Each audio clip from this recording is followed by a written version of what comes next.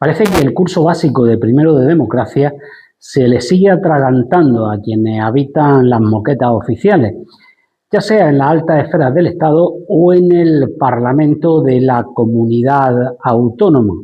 La aritmética parlamentaria y la voluntad popular son conceptos sencillos de entender sobre el papel, pero extraordinariamente dolorosos de aceptar cuando los números no dan para mantener el coche oficial. Al final, el verdadero síntoma de salud democrática no es cómo se llega al poder, sino el pánico escénico que entra cuando toca devolverlo a su legítimo dueño, la ciudadanía. En el plano estatal, la amnesia política ha alcanzado niveles de epidemia. Resulta llamativo observar cómo las mismas formaciones que en su momento secundaron con fervor casi religioso la moción de censura liderada por el Partido Socialista contra el entonces presidente del gobierno, Mariano Rajoy Brey, alegando una estricta higiene frente a la corrupción, hoy muestran una flexibilidad vertebral asombrosa. Ante la delicada situación judicial y los escándalos de corrupción que cercan al ejecutivo del actual presidente del gobierno, Pedro Sánchez Pérez Castejón, aquellos antiguos adalides de la moral pública prefieren ponerse de perfil. El argumento que esgrimen para resistirse a actuar de la misma manera es de un cinismo aterrador. Confiesan, sin excesivo rubor, que su gran temor es que una moción de censura o un adelanto electoral propicie un gobierno liderado por el presidente del Partido Popular, por Alberto Núñez Feijóo, en coalición con el líder de Vox, Santiago Abascal Conde. Conviene detenerse un instante a paladear el calibre de este reconocimiento. Al confesar este miedo cerval a la urna, estas formaciones están admitiendo de forma explícita que dan por perdidas las próximas elecciones. Y si asumen la derrota antes incluso de que se instalen las cabinas de votación, es porque son plenamente conscientes de que la ciudadanía prefiere de manera abrumadora otras opciones políticas. En pura lógica democrática, si la sociedad demanda un cambio de rumbo, lo justo y lo legítimo es que esa alternativa gobierne. Tratar de impedir el relevo institucional simplemente porque el resultado de la voluntad popular no gusta es un ejercicio de atrincheramiento bastante triste. Quienes sostienen el Ejecutivo Central están reconociendo de facto que hoy representan a una minoría social, pero se aferran al mobiliario de la Moncloa con la esperanza de que el tiempo diluya la realidad. Si realmente contaran con el respaldo mayoritario de los ciudadanos, no tendrían el más mínimo reparo en convocar elecciones generales y refrendar su mandato en la urna. Ocultarse tras el miedo a la derecha es la confirmación definitiva de su propia debilidad. Sin embargo, esta particular ceguera numérica no es patrimonio exclusivo de la izquierda madrileña.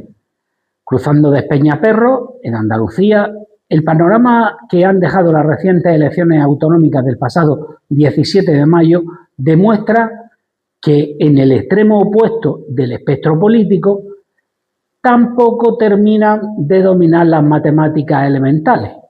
Vox, con su portavoz parlamentario y candidato a la Junta, Manuel Gavira Florentino, a la cabeza, ha logrado crecer en votos y sumar un diputado, alcanzando la cifra de 15 escaños. Un avance modesto, que no obstante ha sido interpretado por sus dirigentes como si hubieran obtenido una mayoría no absoluta, sino absolutísima, una mayoría por aclamación popular. Siendo la tercera fuerza política de la comunidad autónoma, la formación pretende imponer su criterio y sus dogmas a la inmensa mayoría del arco parlamentario. Manuel Gavira parece empeñado en dictar la hoja de ruta al indiscutible ganador de los comicios, el presidente de la Junta de Andalucía, Juan Manuel Moreno Bonilla, quien ostenta la primera posición con 53 escaños.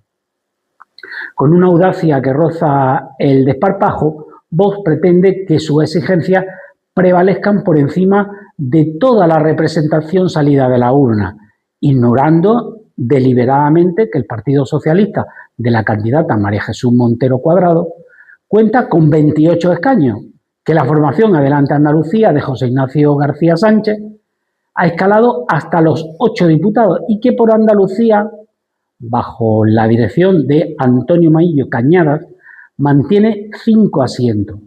Intentar doblegar el Parlamento y condicionar la gobernabilidad de millones de andaluces basándose en ser la tercera fuerza es, cuanto menos, un curioso concepto de sensatez democrática.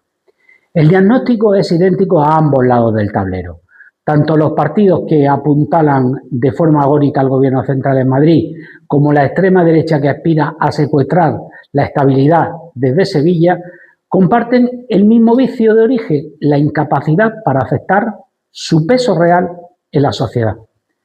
Unos se niegan a convocar elecciones porque saben que el veredicto popular los enviará directo a la oposición. Los otros pretenden gobernar desde la minoría absoluta de sus siglas, imponiendo condiciones al resto. Ninguno parece recordar que la democracia se define como el gobierno de las mayorías con un escrupuloso respeto hacia las minorías, nunca como el secuestro de las instituciones por parte de quienes se saben en minoría, pero se niegan a soltar el volante. Si los propios líderes políticos reconocen en sus discursos que la calle ya no les acompaña, el único camino digno sería asumirlo, propiciar los mecanismos constitucionales y replantearse el discurso. Seguir paladeando en el vacío solo sirve para confirmar que el coche oficial nubla la vista y que la soberanía popular solo les gusta cuando rima con sus propios intereses.